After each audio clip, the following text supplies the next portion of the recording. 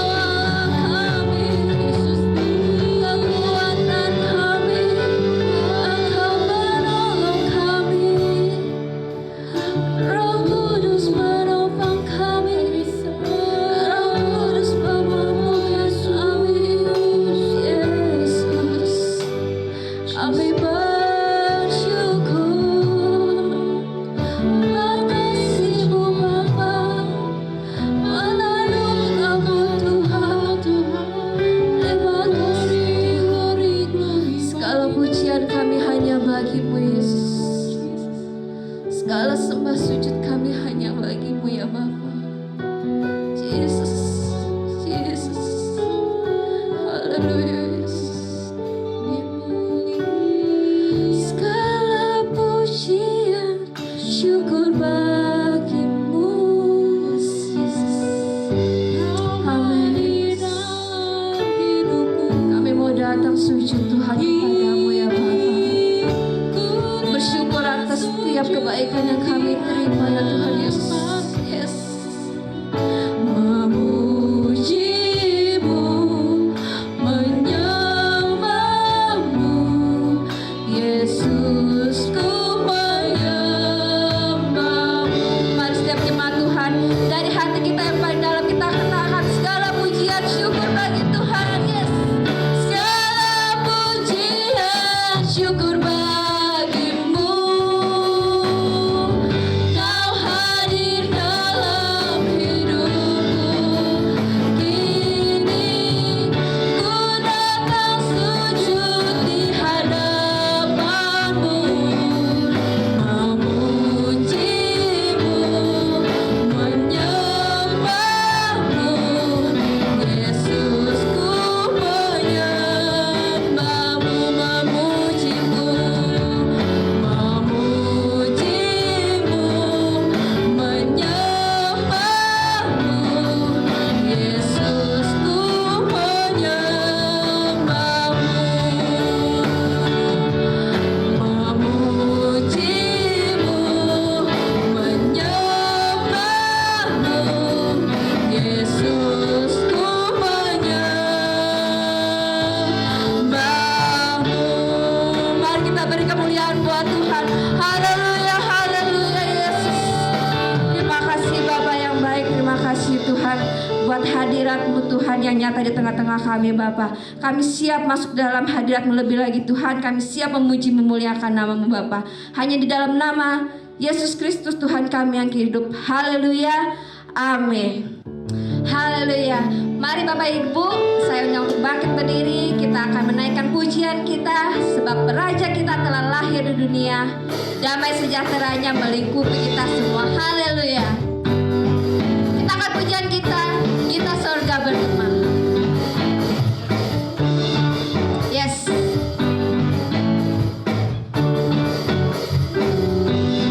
Kita sorga bergema, lahir Raja mulia, damai dan sejahtera turun dalam dunia.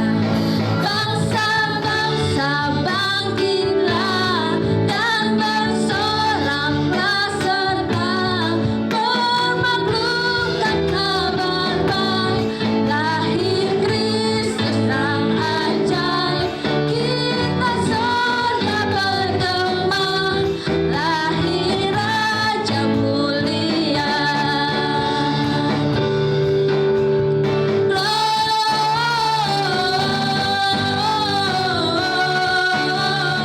Gloria, muliakan Tuhan.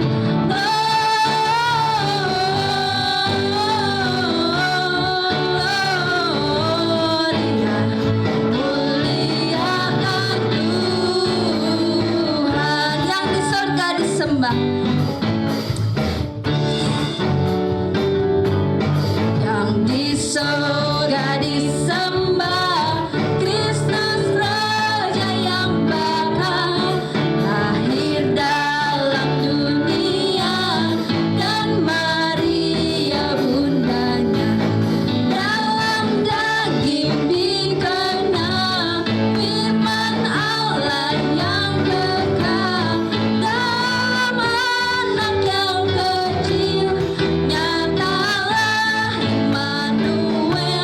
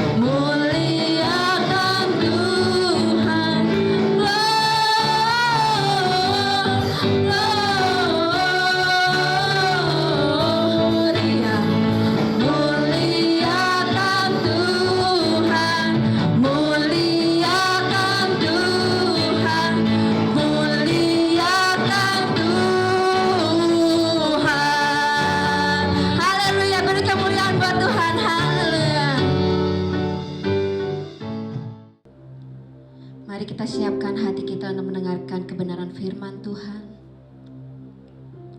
Firman Tuhan yang selalu menguatkan hidup kita. Penyertaan Tuhan yang sempurna dalam kehidupan kita. Kita rasakan sampai hari ini. Dan kita ada sampai saat ini. Bukan karena kuat dan gagah kita, melainkan karena anugerah yang Tuhan berikan bagi hidup kita. Mari Bapak Ibu, kita siapkan hati kita. Kita mau mendengarkan firman Tuhan. Kita buka hati kita untuk ditabur oleh firman Tuhan. Yes, Yesus. Haleluya, kita angkat pujian kita. Jalanmu tak terselam ya Tuhan Yesus.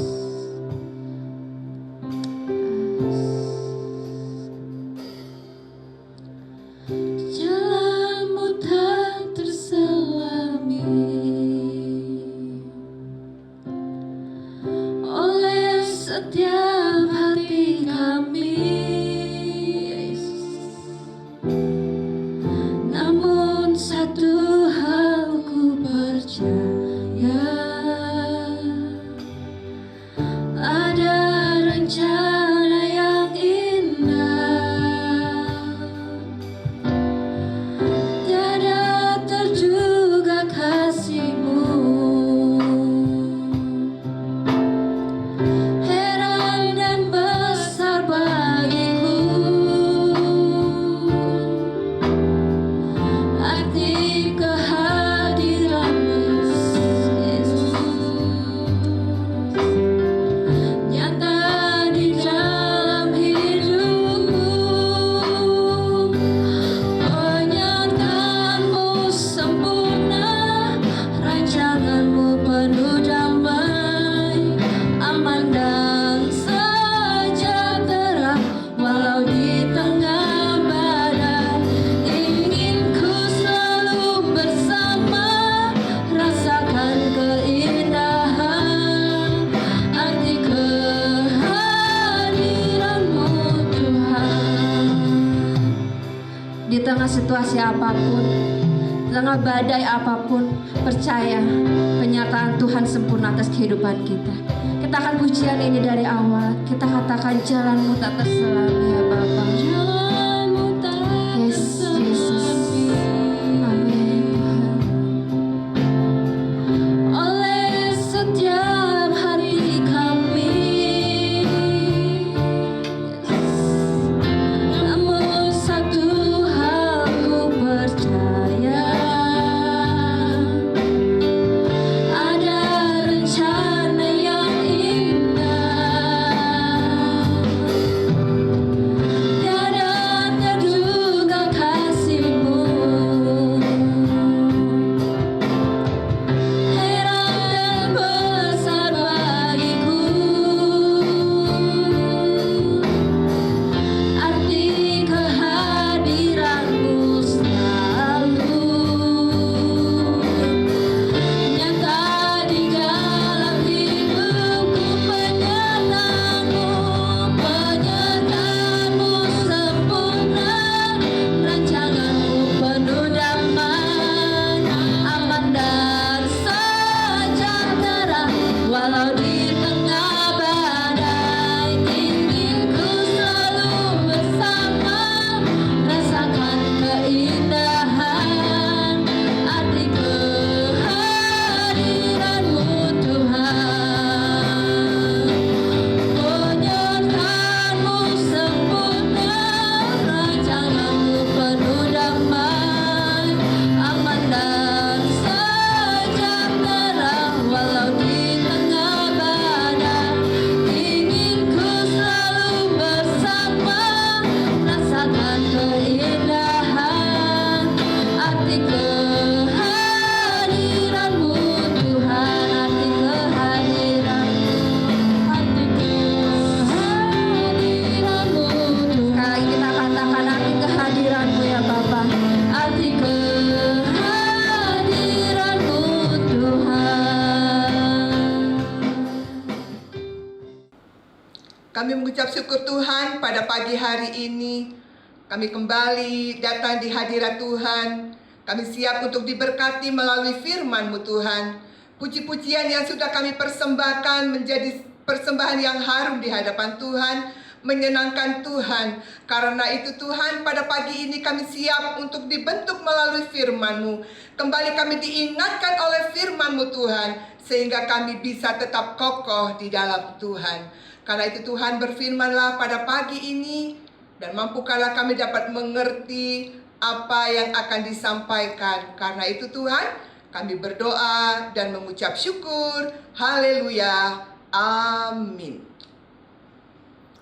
Shalom. Selamat pagi Bapak Ibu yang kekasih di dalam Tuhan. Pada pagi hari ini kita bersyukur bisa menikmati hadirat Tuhan. Lawatan Tuhan selalu nyata atas hidup kita dari hari ke hari. Tuhan selalu memelihara kita. Dan kalau kita mau jujur di hadapan Tuhan, setiap hari kita bisa menaikkan ungkapan syukur, baik melalui pujian yang bisa kita persembahkan di hadapan Tuhan. Pada pagi ini kembali kita mau belajar akan firman Tuhan, sebab melalui firman-Nya pagi ini kita akan dimampukan melewati setiap hari apapun keadaan kita. Mari kita bersama-sama membuka di dalam 1 Petrus pasal 5 ayat yang ke-7. 1 Petrus pasal 5 ayat yang ke-7, demikian bunyi firman Tuhan. Serahkanlah segala kekhawatiranmu kepadanya, sebab Ia yang memelihara kamu. Dan mari kita tambahkan bacaan kita pagi ini yang diambil dari 2 Timotius pasal 3 ayat yang pertama. 2 Timotius 3 ayat 1. Ketahuilah bahwa pada hari-hari terakhir akan datang masa yang sukar.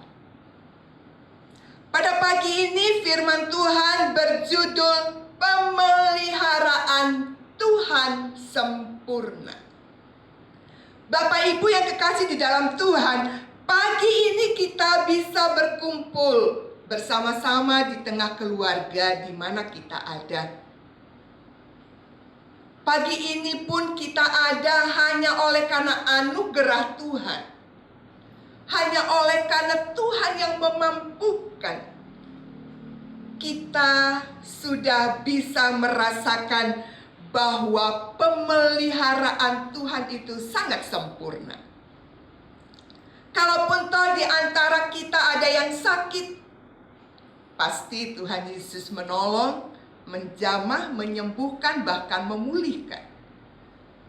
Atau mungkin yang sedang mengalami hal-hal yang mungkin tidak dikehendaki, atau mungkin ada hal-hal yang tidak kita inginkan, tetapi itu yang terjadi. Tapi ternyata sampai pagi ini kita ada Bapak Ibu.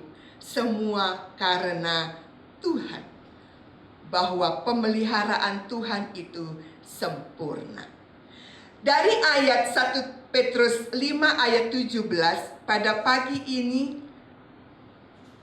kita ingin belajar tentang 3 poin. Dari firman yang disampaikan pagi ini, kita mau melihat ada 3 poin. Yang pertama itu adalah bahwa hari-hari terakhir akan terjadi masa-masa yang sulit. Kalau kita tadi perhatikan pembacaan dari 2 Petrus 5 ayat yang ke-7, serahkanlah segala kekhawatiranmu kepadanya, sebab Ia yang memelihara kamu. Hal apakah yang dihadapi oleh jemaat mula-mula? Mengapa Petrus menasihati bahwa mereka tidak perlu khawatir? Apa yang dikhawatirkan oleh jemaat pada saat itu? Petrus menuliskan surat ini bagaimana jemaat sedang menghadapi penganiayaan oleh karena Tuhan. Mereka sedang mengalami penderitaan. Bapak Ibu, penderitaan di sini malah dikatakan di 1 Petrus pasal 4 ayat 12, saudara-saudara yang kekasih, janganlah kamu heran akan nyala siksaan yang datang kepadamu sebagai ujian, seolah-olah ada sesuatu yang luar biasa terjadi atas kamu. Bapak Ibu, saudara-saudara yang kekasih di dalam Tuhan, kita lihat di sini kekhawatiran dari jemaat mula-mula bukanlah mengenai masalah makanan, minuman, pakaian, tempat tinggal, melainkan nyawa mereka sedang terancam. Nyawa mereka dalam keadaan bahaya. Di sini Petrus mengajarkan bahwa penderitaan itu dari 1 Petrus 5 ayat 8 sampai 9 dikatakan penderitaan itu mendatangkan sesuatu, ya, kekhawatiran-kekhawatiran yang dialami oleh jemaat mula-mula itu bukanlah hal-hal yang itu, tetapi mereka sedang mengalami masalah. Mereka sedang mengalami penganiayaan. Mereka sedang diuji imannya untuk tetap bisa bertahan di dalam Tuhan. Siapakah yang tidak khawatir kalau nyawa sedang terancam? Bukankah jemaat sendiri melihat bagaimana saudara seiman sendiri loh Bapak Ibu, sampai mati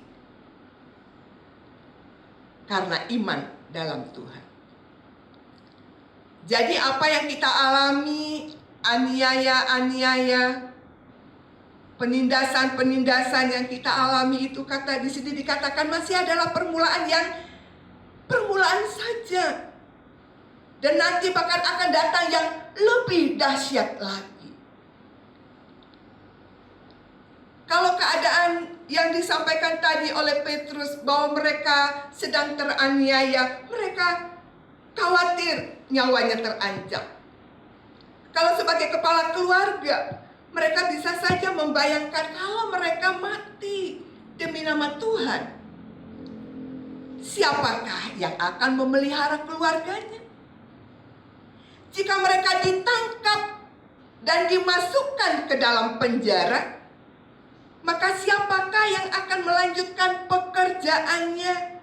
Dan siapakah yang akan memberikan nafkah bagi keluarganya? Sebagai ibu rumah tangga, mereka bisa saja berpikir jika suaminya hilang dan mati, maka bagaimana mereka melanjutkan hidupnya dan membesarkan anak-anaknya? Bukankah banyak hal yang dikhawatirkan oleh orang percaya pada waktu itu? 1 Petrus 5 ayat 7, di sini Petrus ingin mengalihkan perhatian jemaat dari persoalan hidupnya sekarang dan yang akan datang kepada pemeliharaan Tuhan. Di tengah kegelapan hidup, Petrus tetap melihat bahwa tangan Tuhan tidak kelihatan bekerja untuk menopang dan memelihara umatnya. Hal itu dilakukan dengan kasih dan tetap dan tidak berubah. Bapak Ibu yang kekasih dalam Tuhan, di sini kita lihat sekalipun mereka menderita, mereka mendapatkan penganiayaan, ternyata luar biasa Tuhan itu tetap menopang, tetap memberikan jalan terbuka, jalan yang lebih baik. Dalam Roma 8 ayat 28, Allah bekerja dalam segala sesuatu untuk mendatangkan kebaikan. Bagi siapa Bapak Ibu? Bagi orang yang mengasihi Dia. Itulah keadaan jemaat mula-mula Bapak Ibu. Mereka nggak memikirkan masalah hidup mereka, tetapi mereka sedang menghadapi hari-hari terakhir, hari-hari masa-masa yang sulit untuk mempertahankan iman dan percayanya. apakah sih yang terjadi? Apa sih yang kita hadapi sekarang-sekarang ini Bapak Ibu? Situasi-situasi hidup sekarang yang dihadapi oleh orang percaya salah satunya apa Bapak Ibu? Tentang ancaman virus corona itu sendiri. Dengan adanya virus corona ini telah merenggut banyak nyawa, bukan di Indonesia saja, tetapi di dunia. Dan betapa ganasnya dan dahsyatnya virus ini ketika berada dalam tubuh manusia. Setiap hari kita dikirimkan berbagai berita dan pesan-pesan singkat tentang virus ini. Siapakah yang tidak takut menghadapi bahaya ini? Bahaya yang mengancam nyawa sudah berada di depan mata sendiri. Saya pernah dapat mendengar berita, mendengar kabar. Dalam sebuah keluarga, ternyata dari 6 bersaudara, adik yang paling bungsu, ternyata dia harus isolasi di rumah sakit. Dan pada saat itu, si bapak ini suka komunikasi dengan keluarganya, termasuk dengan 5 kakak-kakaknya. Ngobrol biasa Bapak Ibu, ngobrol biasa, video call masih bisa tertawa. Bahkan setiap hari datang bergantian untuk membawa makanan kesukaan si adik bungsunya ini. Setiap hari bergantian membawa makanan. Tetapi pada hari terakhir itu, dia pun masih minta makanan kesukaannya. Tapi apa yang terjadi Bapak Ibu? Jam 11 malam, sudah ada berita yang terbaru bahwa dia sudah dipanggil ke rumah Bapa di surga. Kalau kita lihat, apakah kita melihat pemeliharaan Tuhan atas hidup kita, atas keluarga kita di tengah-tengah situasi seperti ini? Kalau kita fokus tertuju pada bahaya virus ini, maka hati kita akan menjadi tawar dan kecut, sehingga timbul segala kekhawatiran kita. Tetapi kalau hati kita berharap pada pemeliharaan Tuhan yang sempurna, maka kita bersyukur selalu ada setiap hari. Orang tua bersyukur melihat anaknya di rumah dalam keadaan sehat. Pemeliharaan Tuhan yang luar biasa. Bahkan di dalam Ratapan 3 ayat 22 sampai 23 dikatakan, tak berkesudahan kasih setia Tuhan, tak habis-habisnya rahmatnya, selalu baru tiap pagi, besar kesetiaan. Bapak Ibu yang kekasih dalam Tuhan, apa yang dialami sekarang kita ini dalam masa pandemi ini, Desember ini segera kita akan akhiri, dan kita akan menuju pada tahun 2021. Tinggal beberapa hari lagi saja. Mungkin kita sedang berpikir apa yang akan terjadi dalam kehidupan. Itu yang pertama Bapak Ibu ya.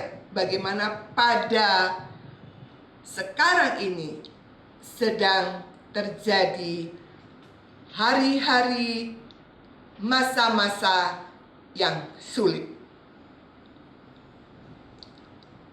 Pada poin yang kedua, kita melihat bagaimana perjalanan bangsa Israel juga pernah mengalami masa-masa yang sukar. Bangsa Israel juga pernah menikmati, mengalami yang manis dari Tuhan. Tapi Bapak Ibu, kalau kita lihat pengalaman pahit yang dialami oleh bangsa Israel. Bagaimana mereka bebas dari perbudakan dan berhasil keluar dari kejaran musuh. Dalam kesulitan di sepanjang jalan mereka menggerutu, mengomel-ngomel, bersungut-sungut. Mungkin kalau bahasa sehari-harinya bilang, ngapain saya dibawa keluar dari Mesir? Di Mesir enak.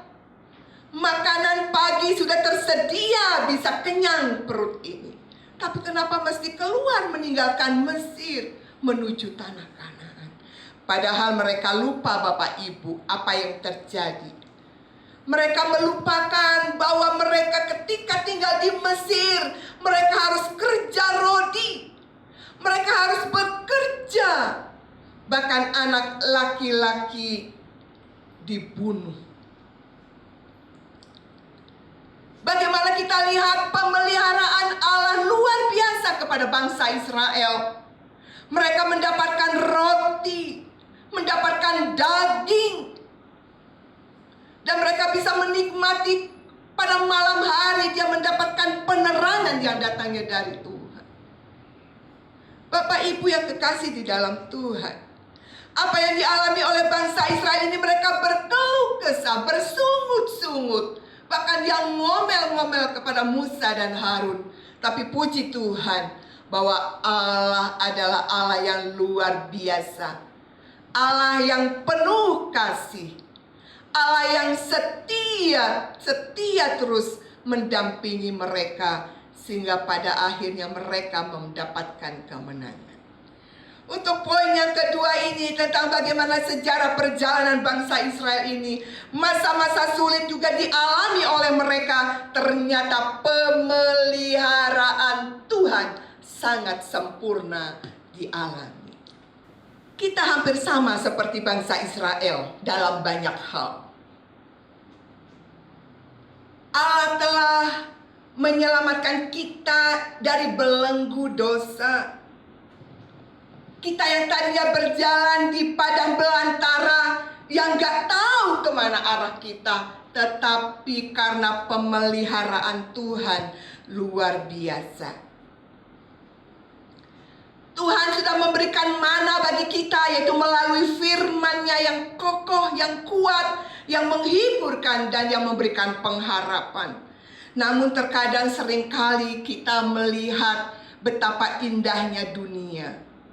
Kita masih ingin menikmati keindahan dunia ini, padahal Tuhan sudah menyatakan melalui firman-Nya apa yang harus kita lakukan.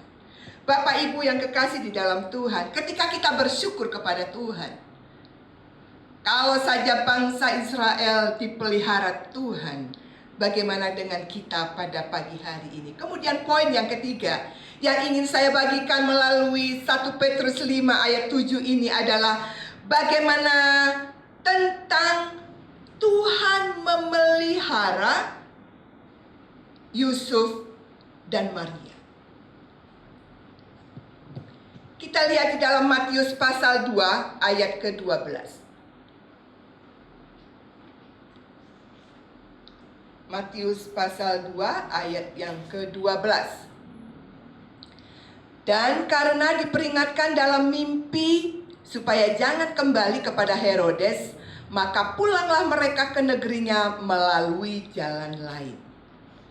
Bapak Ibu yang kekasih dalam Tuhan, bagaimana pemeliharaan Tuhan itu sangat sempurna. Kalau tadi kita melihat bagaimana di masa-masa yang sukar, di masa-masa yang sulit, pemeliharaan Tuhan nyata. Dan yang kedua, ketika bangsa Israel mereka keluar dari Mesir, pemeliharaan Tuhan juga terjadi. Yang ketiga, bagaimana kita melihat di sini tindakan penyingkiran Yusuf, Maria dan bayi Yesus ke Mesir merupakan gambaran bahwa mereka ini menanggapi kehendak Tuhan. Kesukaran karena harus mengungsi dengan jalan berputar loh Bapak Ibu. Ya ini dibilang, dan karena diperingatkan dalam mimpi supaya jangan kembali kepada Herodes, maka pulanglah ke negerinya melalui jalan lain.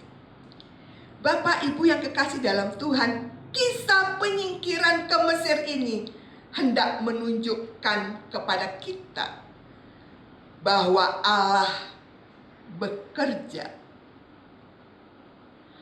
Allah juga melakukan sesuatu kepada Yusuf dan Maria.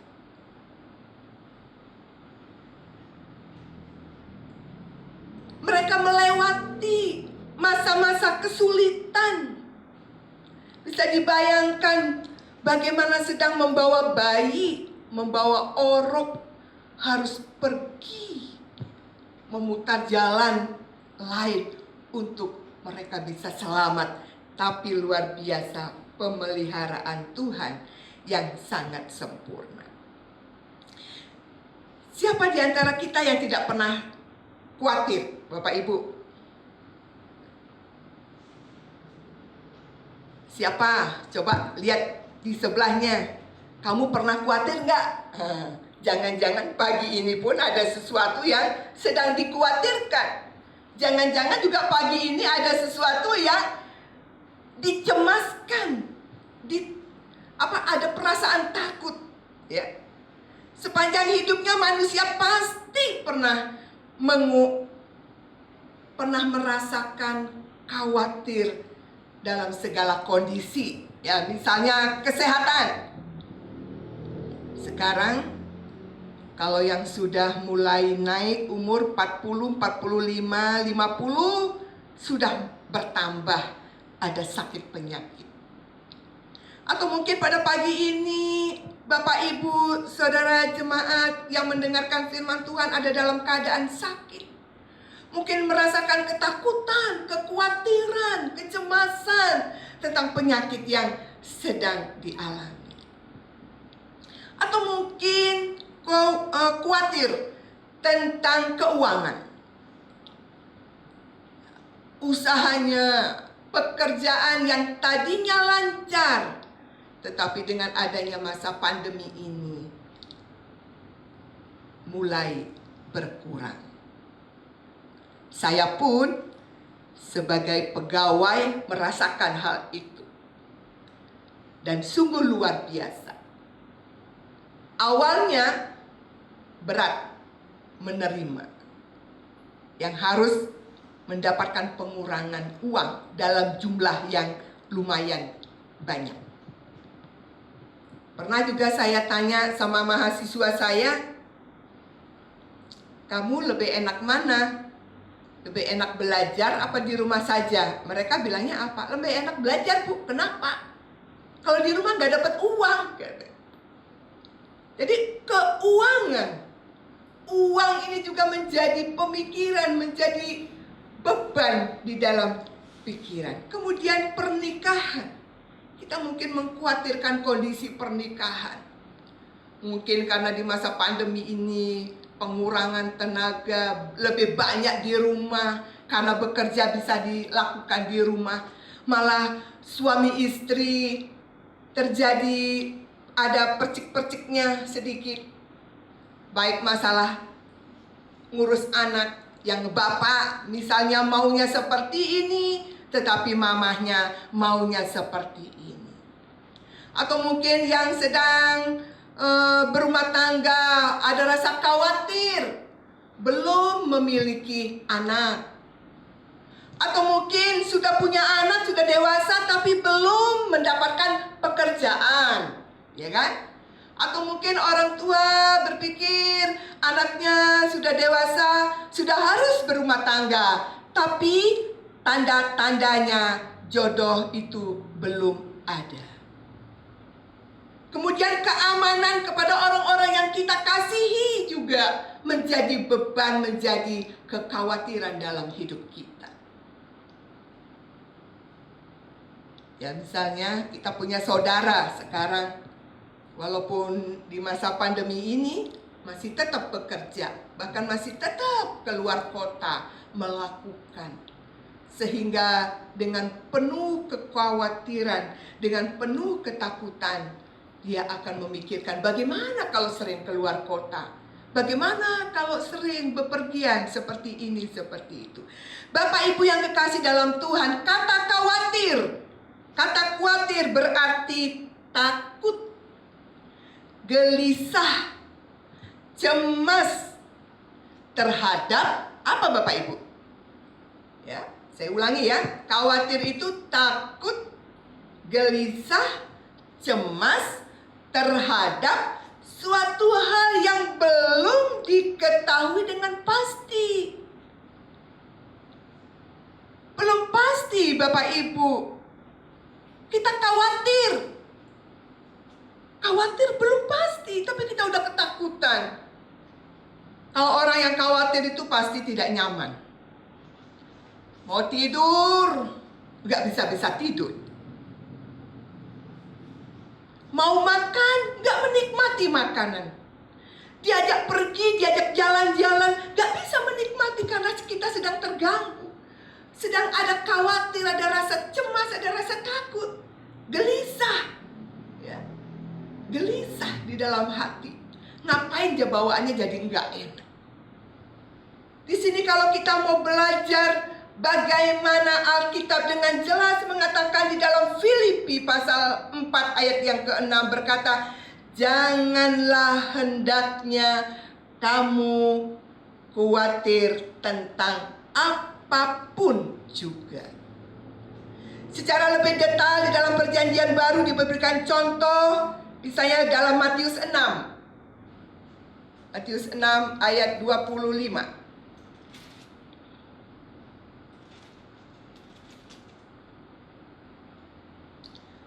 Matius 6 ayat 25, demikian bunyi firman Tuhan. Karena itu aku berkata kepadamu, janganlah khawatir akan hidupmu, akan apa yang hendak kamu makan atau minum. Dan janganlah khawatir pula akan tubuhmu, akan apa yang hendak kamu pakai. Bukankah hidup itu lebih penting daripada makanan, dan tubuh itu lebih penting daripada pakaian. Dan juga kita diajarkan dalam Matius pasal 6 ayat 34. Sebab itu janganlah kamu khawatir akan hari besok, karena hari besok mempunyai kesusahannya sendiri. Kesusahan sehari cukuplah untuk sehari. Bapak Ibu yang kekasih dalam Tuhan, kalau kekhawatiran itu terus yang ada di dalam pikiran kita, kita takut, kita cemas. Saking-saking kita lagi bengong, ketakutan, ada suara bunyi apa, kita udah langsung lompat, ketakutan. Berlebihan. Apa yang kita takutkan? Tuhan menyiapkan rancangan yang penuh gemilang. Kalau tadi saja pada masa-masa sukar Tuhan memelihara. Bagaimana bangsa Israel bisa keluar dari Mesir karena pemeliharaan Tuhan. Kalau tadi Yusuf dan Maria dan bayi Yesus bisa keluar, harus melewati sekalipun melewati jalan lain. Di situ kita lihat, kita patut mengatakan bahwa memang Tuhan dalam pemeliharaan itu luar biasa. Apa yang perlu kita takutkan? Apa yang perlu kita khawatirkan dalam hidup kita? Di tengah-tengah kehidupan sekarang ini adalah memang sungguh-sungguh diperlukan hati untuk bijaksana. Biarlah memandang kepada Tuhan. Jangan fokuskan kepada apa yang sedang kita alami. Jangan fokuskan pikiran kita, hati kita, sampai nggak bisa makan, nggak bisa tidur.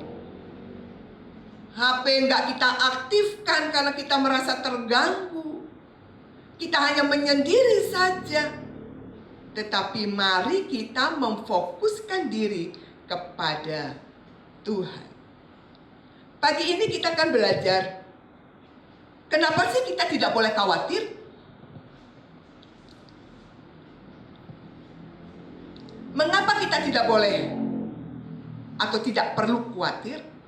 Kalau mau belajar dari firman Tuhan, mendapatkan jawaban sudah banyak Bapak Ibu. Yang pertama, khawatir itu adalah pelanggaran terhadap firman Tuhan. Dengan kekhawatiran itu merupakan bentuk ketidaktaatan kepada firman Tuhan. Karena firman Tuhan sudah mengatakan tadi, saya sudah ajak baca di dalam Matius pasal 6, janganlah kamu khawatir, janganlah kamu khawatir. Tapi kalau kita terlalu terus melakukan kekhawatiran dan tidak melakukannya, dan tidak mau taat kepada perintah Tuhan, itu termasuk dosa dalam hidup kita. Jangan menganggap bahwa dosa itu adalah tidak mencuri, tidak membunuh, tidak melakukan hal-hal yang jahat menyakiti orang lain. Tapi ternyata Bapak Ibu, di dalam Matius pasal 13 ayat 22, dengan firman Allah di situ, kalau kita tidak taat, kita tidak berbuah.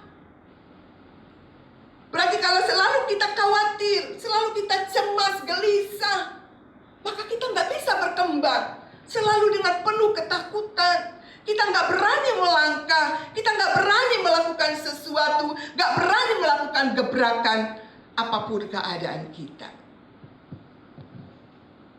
Jadi yang pertama, alasan tidak boleh khawatir itu adalah melawan perintah Tuhan. Kemudian yang kedua, kekhawatiran menunjukkan ketidakpercayaan kita kepada Bapa di surga yang memelihara kita. Jadi kita nggak percaya. Bapak Ibu, kalau di tempat pekerjaan lah misalnya, tidak dipercaya oleh atasan atau oleh teman-teman, bagaimana Bapak Ibu? Atau mungkin di rumah kita tidak dipercaya, kakak adik nggak dipercaya. Kalau kakak ngomong nggak dipercaya, nggak percaya.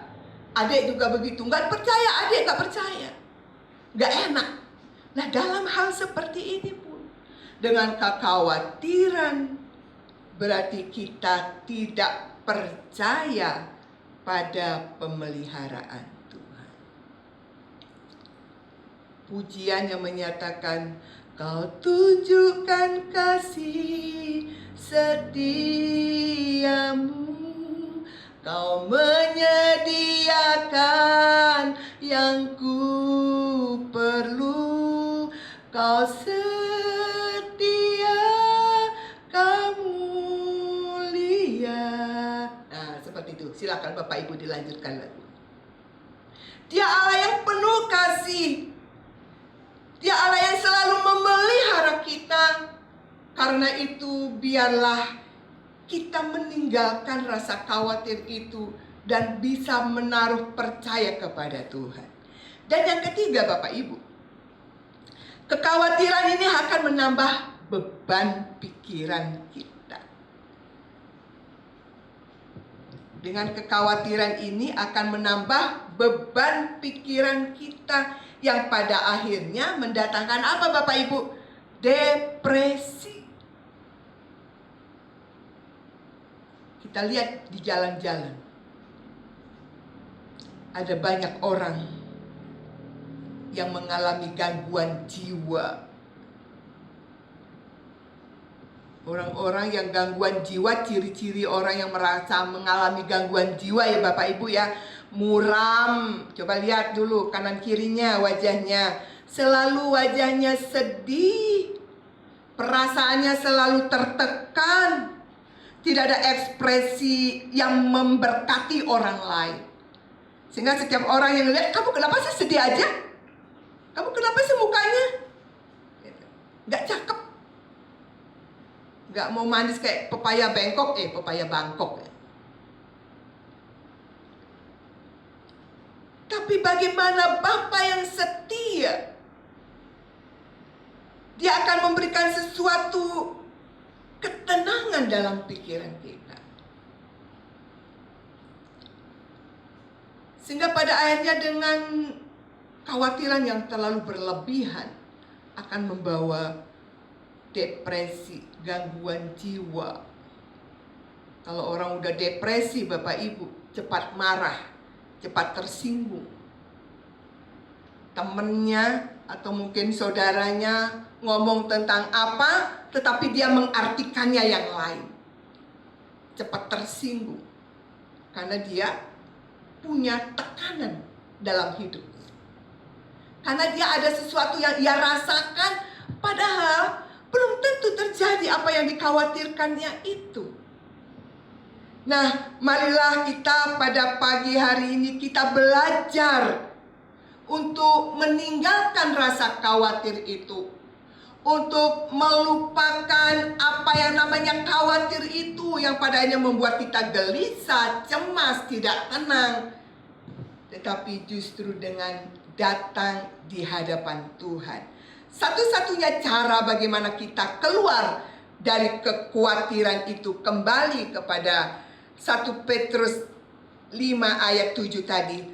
Serahkanlah segala kekhawatiranmu kepadanya. Nah, Bapak Ibu, serahkanlah. Kata serahkan nih Bapak Ibu. Kalau bahasa sehari-hari aja, kalau saya menyerahkan sesuatu udah dikasih ya, saya serahkan. Udah tidak di dalam tangan saya, pada tangan orang lain.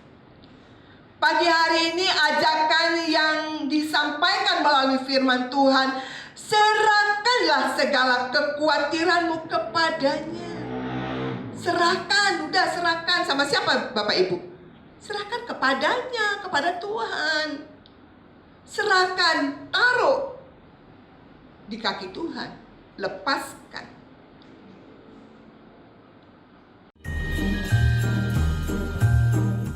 Jemaat yang dikasih Tuhan, kembali lagi bersama saya Tata dalam Barus News edisi minggu ini. Kami berterima kasih kepada hambanya atas pemberitaan firman Tuhan pada hari ini. Tuhan Yesus memberkati.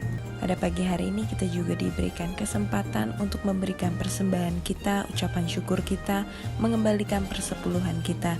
Mari Bapak Ibu kita berikan dengan sukacita. Bapak Ibu Saudara dapat memberikannya melalui rekening gereja yang tertera berikut ini. Sekian Barus News edisi minggu ini. Stay healthy, happy Sunday, and God bless you.